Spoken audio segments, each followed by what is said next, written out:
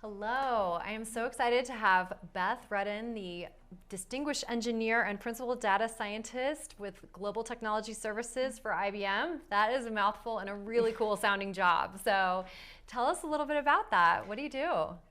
So right now, I'm delivering AI solutions and integrating cognitive AI into workforce transformation, which is something that we are definitely doing a lot of right now.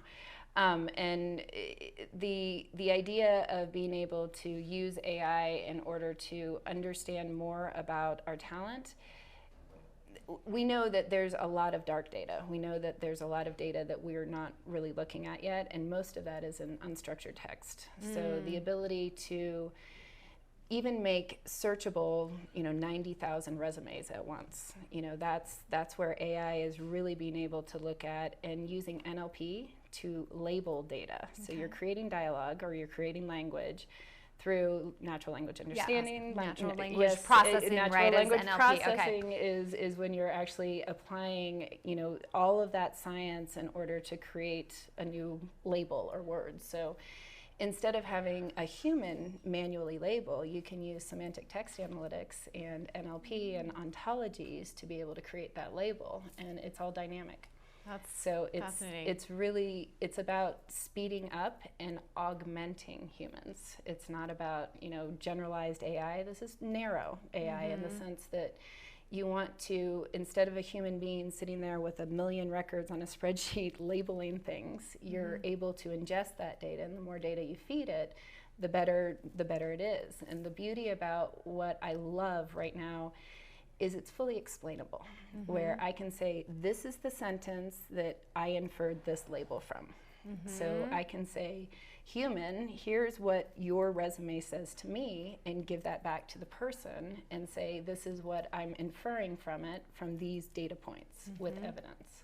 Wow, that's incredible. Yes, and I'm really excited because it's sort of a combination of many things that I've been working on for the last 20 years.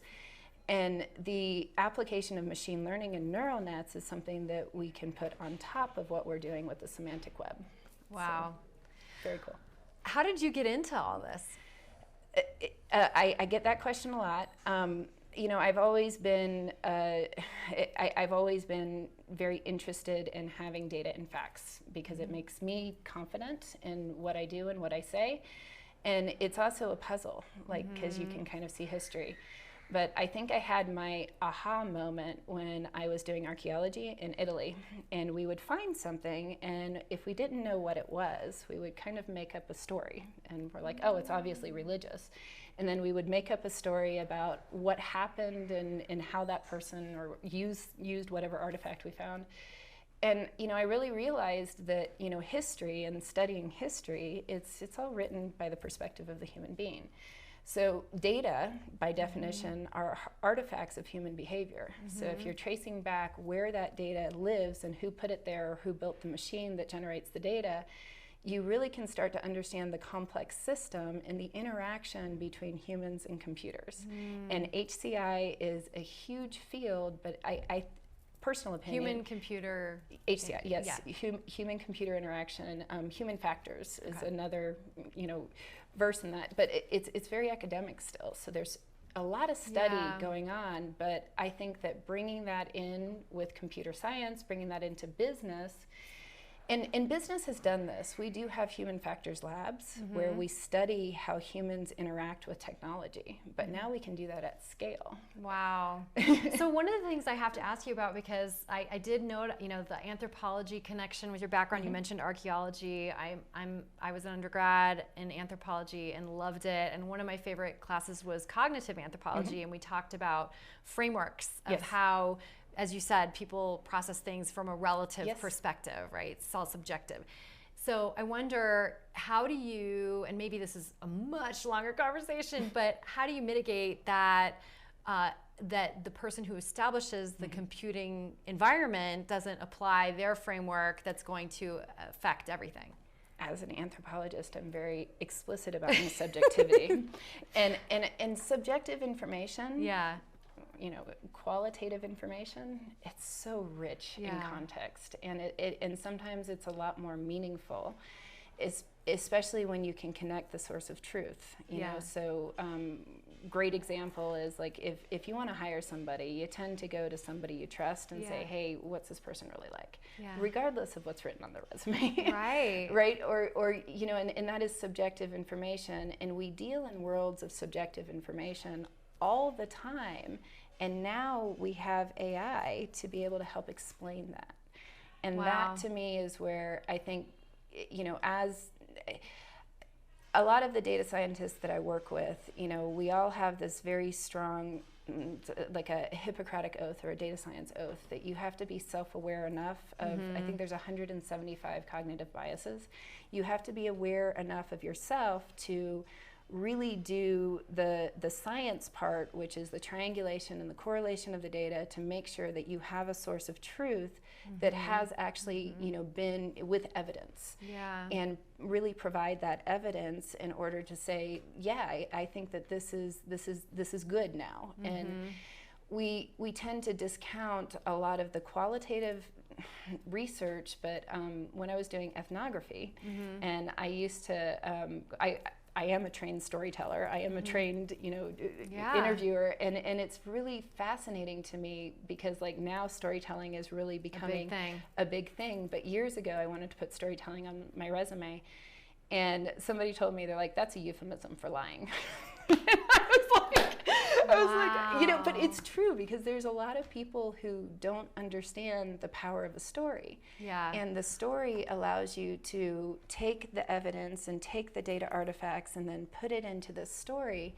And if you do it well and you're ethical, then you have good supporting evidence for everything you do. And I think in anthropology, you know, when we learned about anthropology, we were codifying the methodology of data science. We just didn't have those words yet. I love that. I'm so excited now. So and today has been a wealth of information. Your panel was incredible. Everyone's been talking about it. And so have you enjoyed the conference so far? Absolutely. I seeing all of the amount of energy and the energy in a room, and you can see the synergy where people are really starting to come together on some core ideas. And that's when you know you can affect change, because you have people thinking in the same ways. And you know, I think that especially the energy focus towards technical women and focus towards, you know, diversity and focus towards inclusion, the more that we can do some of this, the more we can kind of come together, because I don't believe that we have enough people that are able to do what we need to do in the next. That's come up a lot too. Yes, we're in the biggest talent war we've ever seen. Wow. So. And if we start to own our perspectives too, we're going to accomplish so much more, because we'll be richly aware of our own and others, and it's going to be a beautiful thing. You know, I think that when people don't own, you know, they aren't explicit about their subjectivity, you know, there's a lot of disassembly that happens, you know, and that's not, that creates conflict. One thing I love that the words tension and conflict have come up a lot. And I think back about, like, the anthropologist, you know, 1800s, white man lands in Papua New Guinea. You talk about tension and conflict. Right? And it's just like, you know, there's a whole history of, you know, studying humans, being the observer, you know, being the observed. Knowledge needs a knower. You know, there's lots of constructs here. You can't just reject it. Yes, you've got to understand it. Yes, you have to participate in the ecosystem. This is amazing. I could talk to you for hours, so I really appreciate your time. Sure. Thank you for everything, and hope you enjoy the rest of the conference. All right, sounds good. Thank you.